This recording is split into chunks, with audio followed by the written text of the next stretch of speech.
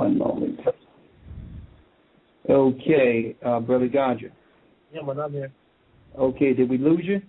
Yeah, I got dropped just then. Okay, he's back with us. Okay, perfect. Yeah, man. Okay, so let's continue, I guess, grabbing these phone calls. I see brother. Let's see here. I see brother Adrian. Forgive me if I'm mispronouncing your name. 323. No, Brother Gabor, I'm taking a phone call next to Sister Jimmy. Sister. Okay. The water, brother. I think the next one is to Sister J. Sister J. Shalom, sister. Shalom, sister. You're on the air. Shalom. Oh my God! Finally, Shalom. Two things. Some months back, Elder Ricard did a Sabbath class when he spoke about the papal the verses, and he held up a document that specifically said the sons of Jacob on it, and I just wanted to know what resources that he had. Do you remember that? What document? It was a while ago.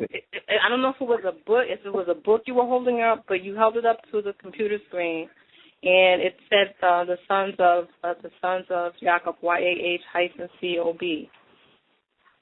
And you were talking about the papal bulls, the verses. I was talking about what was the context of the lesson? Do you know?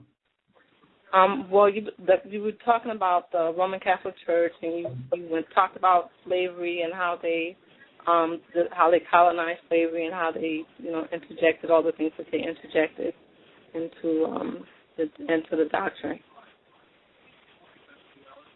And it was a regular Sabbath class, or was it a document? It was a Sabbath class. It was a Sabbath class. I deal with so many different documents. I would have to ask lawyer in specific. Yeah, because I looked for it online, and of course it doesn't say the sons. Everything that I found, nothing says the sons of Jacob on nothing. Everything is just like slavery in America, whatever. But nothing says sons of Jacob, and I really wanted that because I'm like, where did he get that from? I really would like to know what that resource was. Oh, so it was, you saying that it was like some slave archive history? Yes. And it linked showing that the children of Israel were slaves, and it was documented that they were slaves?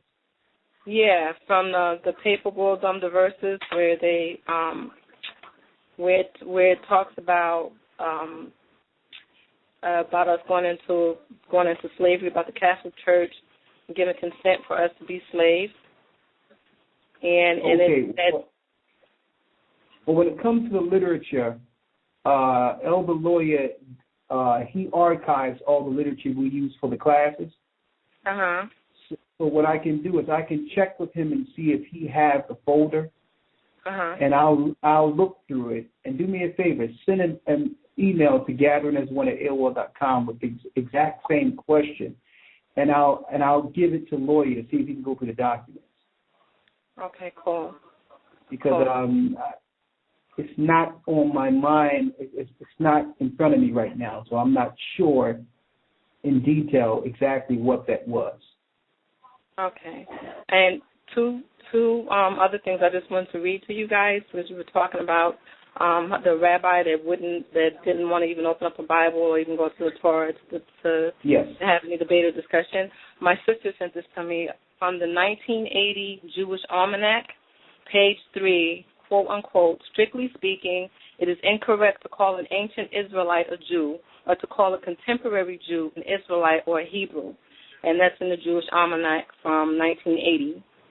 And in the Jewish Encyclopedia, 1925 edition, volume 5, page 41, it quotes, Edom is in modern Jewry. So I just thought I would share that with you. Hold up, give me that last piece again, because I think I read that years ago. That's in the Jewish Encyclopedia. Jewish Encyclopedia, 1925 edition, volume 5. Edom is in modern Jewry. Edom is in modern Jewry, and it's in the Jewish Encyclopedia. 1925 edition, volume 5, page 41. Oh man. And in the 1980 Jewish Almanac. Yeah, and in the 1980 Jewish Almanac. That's what you doing. In the 1980 Jewish Almanac, it says, strictly speaking. I know right now they cooking up a new batch of vaccines. When they hear something like that, boy, I know they get the laboratory working overtime. They hear that. In the 1980 Jewish Almanac, page 3 also, strictly speaking, it is incorrect to call an ancient Israelite a Jew or to call a contemporary Jew an Israelite or a Hebrew. So those two things I wanted to share with you as well. Yeah. Hey, sister, it's something else to hear you dropping it. That's all I gotta say. It's just don't let no one take that away from me. So. Hey, when you tell her y'all dropping bombs. Cool. Because I mean, you think our foreparents had no idea this information was available? Yeah. And these same people were in our neighborhoods owning all the real estate, the butchers in our neighborhoods acting as if they were all innocent and they just helping us out. And they was watching us in our neighborhoods the whole time. Mhm. These people knew who we were the whole time. Yep. And my sister, she finds stuff all the time, so she texted it to me, actually. Every time she finds something, she'll text it to me, and I'll be at work, and I'll look, and I'll be like, stop playing. Oh, my God. Yeah, okay, so. if you don't mind me asking, how old are you? Oh, over 21. I'm over 21. No, I'm saying because you seem pretty young, and I want brothers and sisters out there, even though you don't have to say age, but it's good. I heard a younger brother today was near 20 or something. And I'm hearing the younger people. That's why the Bible says, through the mouth of babes will I speak to my people. And that's the example I wanted to give to show you that the young people are waking up. Praise the Most High. That's the part I wanted to put out there. Well, thank you. I mean, I appreciate you guys. It was scary for me. My awakening was very, very scary for me because I wasn't, when I came into it, my mom and my sister put me on you. And when I first listened to you, I was just like, oh, my God, what have I been praying into my house? What have I been doing? And for like maybe 3 days or 3 days straight, I wouldn't pray. I didn't pray at all. I was just so shook and so scared. I felt like, I don't know, like somebody just pulled my foundation from under my feet. And I was shook. I was literally shook, and I didn't know what to do with all those feelings. I didn't know what to do.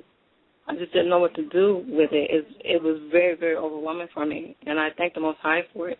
I mean, I have a lot of family now that doesn't want to be bothered with me now, but that's whatever. I really, really appreciate it, and it's given me a completely different outlook on life. So I thank you for it. I thank the Most High for it. Well, praise the Most High, and get your passport. I have a passport. Okay, that's good. I already have a passport. Put it out there. All right. And soon, well, that's another conversation. Well, Shalom, you stay strong, sister. All right, take care. Thank you. All right, bless you. What you got to say, Gocc? Just listening, man. Just listening. I've got some people in the UK that couldn't make it into the Skype, so they was asking if they could conference through my Skype on here, so they can still listen to the show. I don't know if we could pull them in real quick.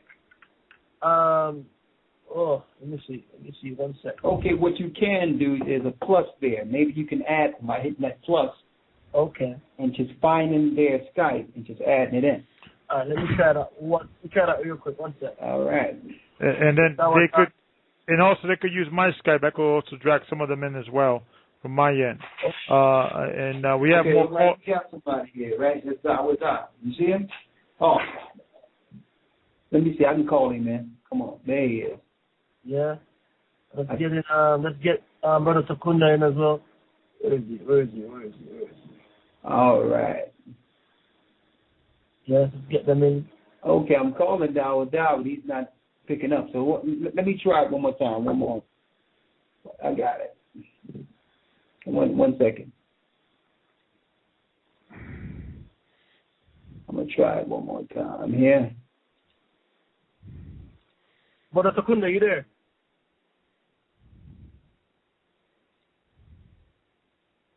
Oh, there he is. Yeah, let me see if I can. Okay, we got him. We have him. Yeah. All right, let's see if we can get Dawa Die here.